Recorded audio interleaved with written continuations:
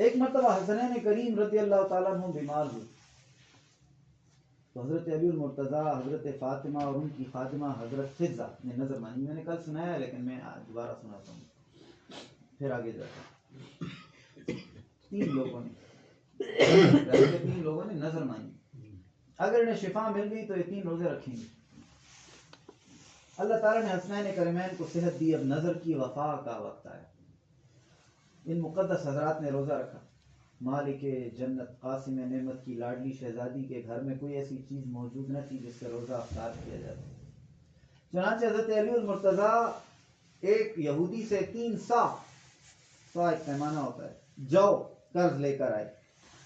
خاتون جنت نے 1 سا جو پیس کر اس کی روٹیاں بنائیں. 3 تھا نا، 1 سا جو پیس کر اس کی روٹیاں بنائیں.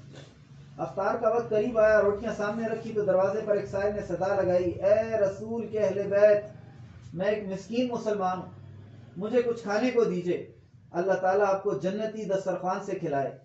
انہوں نے سب روٹیاں اسی دے دی اور خود کچھ کھائے بغیر پانی سے روزہ افطار کیا. دوسرے دن پھر روزہ رکھا. افطار کے وقت روٹیاں بنا کر جب سامنے رکھی تو ایک یتیم نے صدا لگائی. انہوں نے وہ روٹیاں اس یتیم کو دے دی، خود پھر کچھ نہیں کھایا، پانی سے افطار کیا. تیسرے دن پھر روزہ رکھ لیا، روٹیاں بنائی گئیں. تیسری ساتھ ہے نا، 3 ساتھ لائے تھے، اب آخری دن ہے. افطار کے وقت روٹیاں سامنے رکھی تھی تو ایک قیدی نے صدا لگائی. ان نفوس قدسیہ نے تیسرے دن روٹیاں اس قیدی کو عطا کر دی.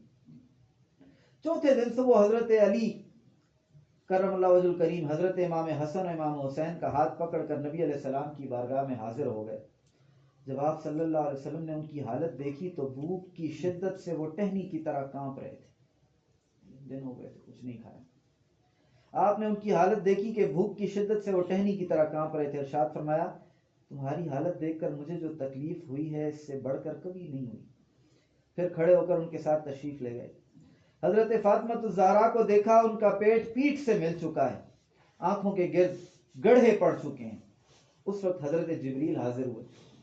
عرض کی اللہ تعالیٰ آپ کو اور اہل بیت کے متعلق خوشخبری دیتا ہے قرآن میں ان الفاظ سے، وَيُطْعِمُونَ الطَّعَامَ عَلَىٰ حُبِّهِ مِسْكِينًا وَيَتِيمًا وَأَسِيرًا إِنَّمَا نُطْعِمُكُمْ لِوَجْهِ اللَّهِ لَا نُرِيدُكُم مِّنكُمْ جَزَاءً وَلَا شَكُورًا. اور کھانا کھلاتے ہیں اس کی محبت پر مسکین اور یتیم اور اسیر کو. ان سے کہتے ہیں ہم تمہیں خاص اللہ کے لیے کھانا دیتے ہیں اور تم سے کوئی بدلہ اور شکر گزاری نہیں مانگتے. ان بزرگوں کی شان میں اللہ نے قرآن میں آیت نازل کی.